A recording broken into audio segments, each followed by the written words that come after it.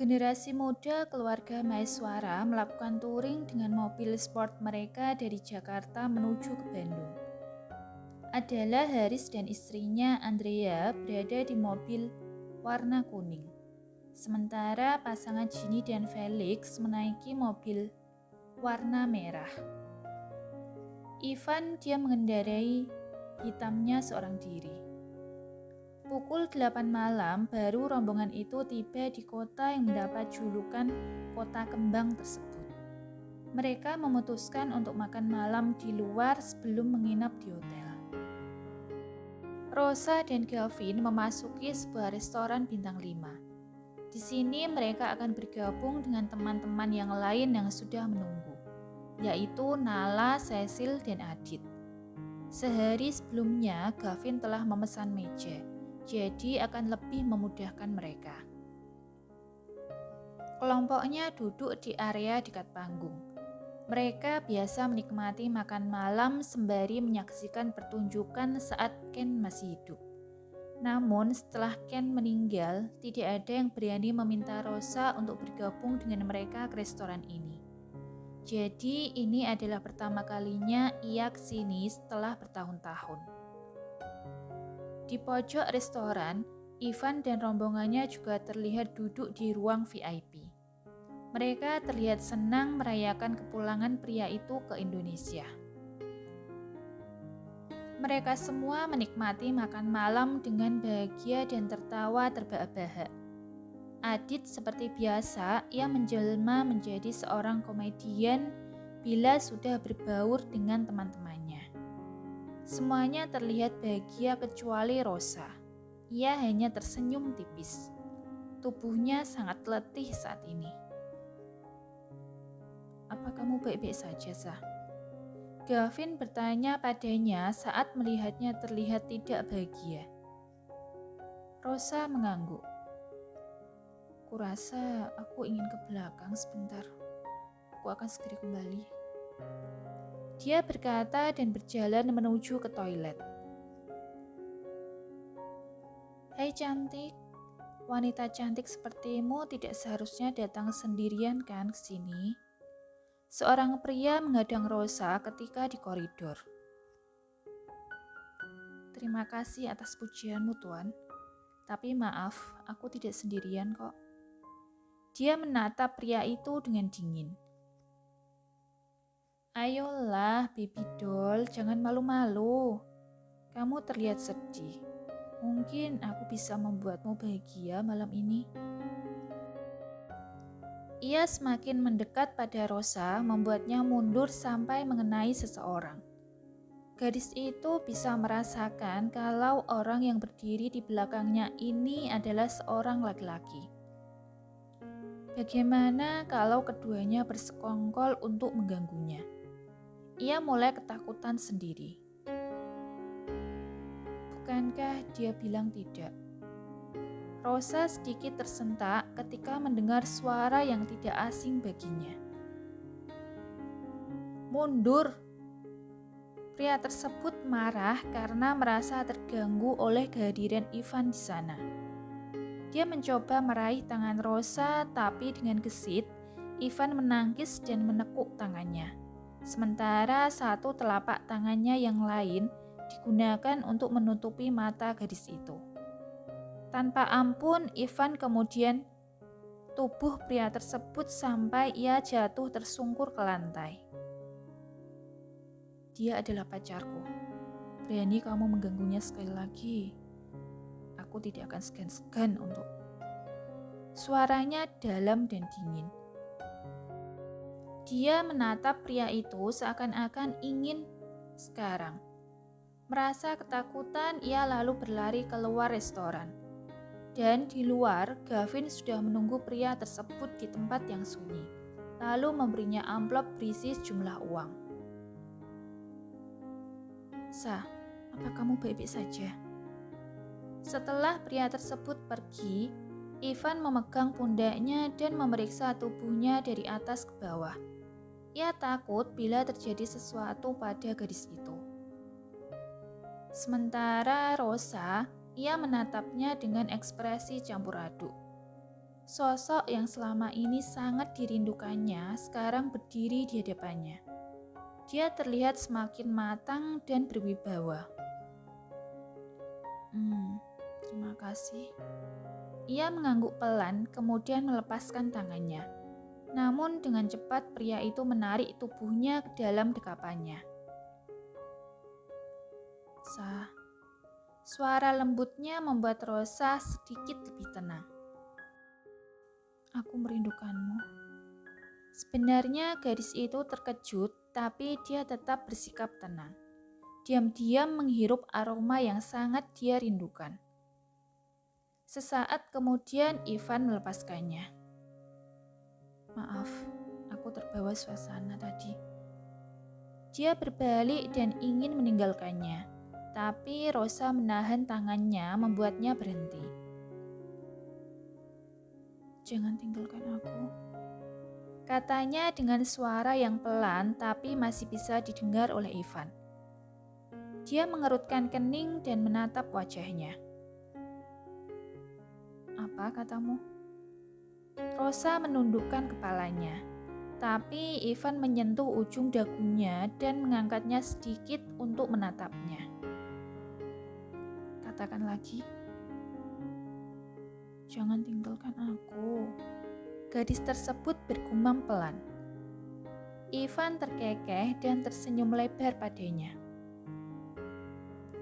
Maaf, tapi aku tidak bisa mendengarnya, Nona. Bisakah kamu berkata lebih keras sedikit? Aku bilang jangan pergi. Dia terkejut ketika Ivan memeluknya lagi. Yeay! Tiba-tiba terdengar suara yang riuh dari belakang mereka yang membuat keduanya kaget. Adalah teman-teman mereka yang lain. Oh, apa kalian sedang membuat pertunjukan gratis di sini? Adit menepuk pundak Ivan. Senang bertemu kembali denganmu, bro. Ucap Gavin yang juga datang menghampirinya. Memeluk lalu menepuk punggungnya seperti sepasang sahabat karib yang sudah lama tidak bertemu. Ia mengangkat alisnya pada Adit, mengisyaratkan padanya bahwa misi mereka menyatukan keduanya sukses. Ya, pria yang mengganggu Rosa sebelumnya adalah orang bayaran Gavin. Sementara Rosa yang masih diam saja walaupun sebenarnya ia curiga. Mengapa Ivan bisa ada di sana? Dan juga tentang kedatangan kedua sahabatnya. Begitupun dengan Ivan memiliki pemikiran yang sama. Mengapa Rosa dan teman-temannya bisa datang ke restoran ini di waktu bersamaan dengan rombongannya? Apakah ada seseorang yang sudah mengatur semuanya ini? Kamu yang merencanakan ini semua, kan? Dia langsung bertanya pada Haris setelah masuk kembali ke ruang VIP. Ya, tapi itu jelas-jelas untuk kebaikanmu. Kamu paham kan kalau aku ini hanya istriku? Pria berparas tampan itu melirik istrinya, Andrea, yang duduk di sebelahnya. Ivan menggeleng-gelengkan kepalanya seperti tidak percaya. Kakaknya ini sangat berwibawa di mata orang lain, tapi di depan istrinya ia seperti jeli, meleot. Oh, kamu seharusnya berterima kasih padaku, Wisnu. Tanpa kehadiranku, mungkin dia tidak akan menyadari kalau dia sebenarnya juga memiliki perasaan padamu, kan?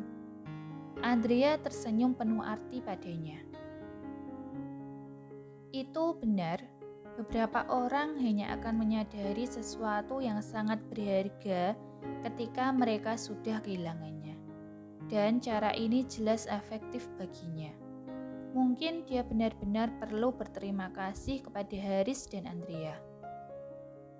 Haris mengambil gelas minumnya dan diam-diam tersenyum kecil. Dialah dalang di balik semuanya ini.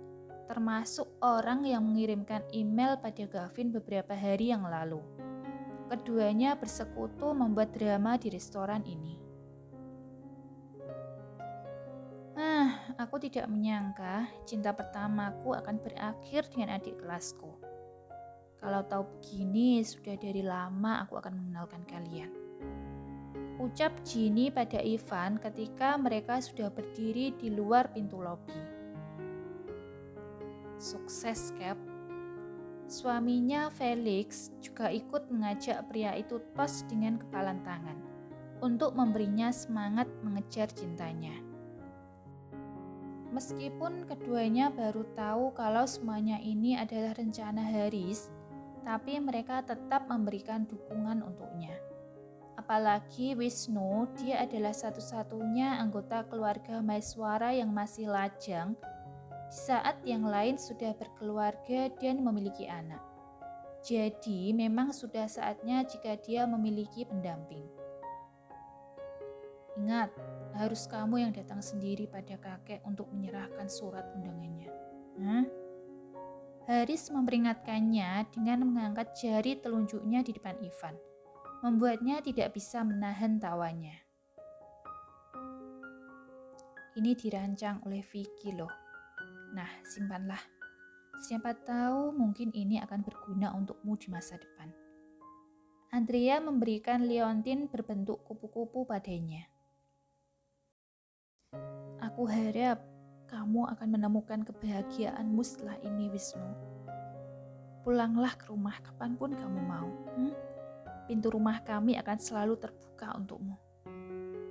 Berusaha menahan air matanya supaya tidak jatuh, Andrea mengucapkan kata-kata perpisahan padanya. Haris yang berdiri di sampingnya memeluk dan menepuk-nepuk lengannya untuk menenangkannya sebelum mereka masuk ke mobil. Setelah menyaksikan rombongannya pergi, sekarang hanya Ivan yang tertinggal di sana.